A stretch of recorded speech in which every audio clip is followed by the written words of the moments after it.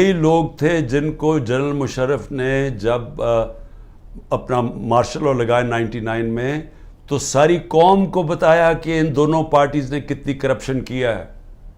مجھے جنرل امجد نے جو پہلے نیب کے ہیڈ تھے ہمیں باقاعدہ بتایا گیا, اس نے ڈیٹیلز دی کہ ان دو پارٹیز نے کتنی کرپشن کی, ان کے پیسے کتنے باہر پڑے ہیں, اور ان دونوں پارٹیز نے بتایا دنیا کو کہ یہ کتنی کرپٹ ہیں.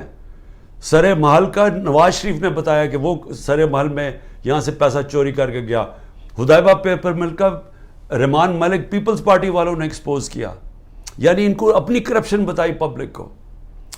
پھر جنرل مشرف ان کو NRO دے دیتے ہیں, یہ واپس آتے ہیں, 10 سال پھر بیٹھتے ہیں, ان کے اوپر اس دور میں کرپشن کیس بنتے ہیں.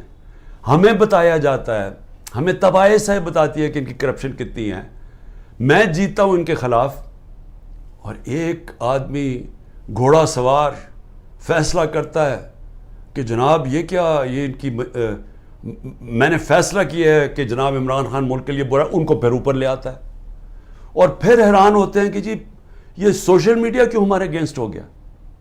یہ انسان ہے, آپ نے خود ہی پہلے لوگوں کو تیار کیا کہ یہ کس طرح کے لوگ ہیں, یہ جو 30 سال سے ملک کو لوٹ رہے ہیں.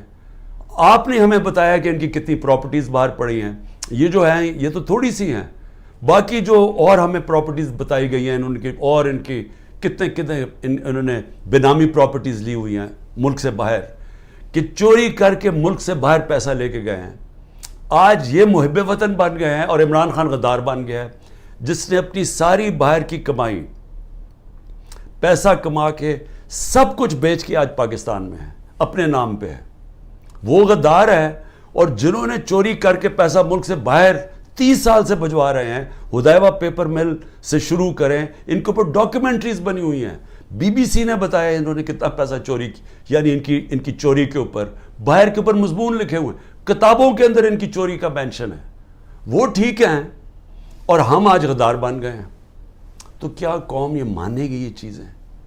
کیا قوم سمجھ جائے گی کہ آپ جب فیصلہ کریں گے کون غدار ہے تو قوم بھی ان کو غدار, اگر وہ نہیں مانے گی تو قوم کو ڈنڈے سے آپ سیدھا کریں گے؟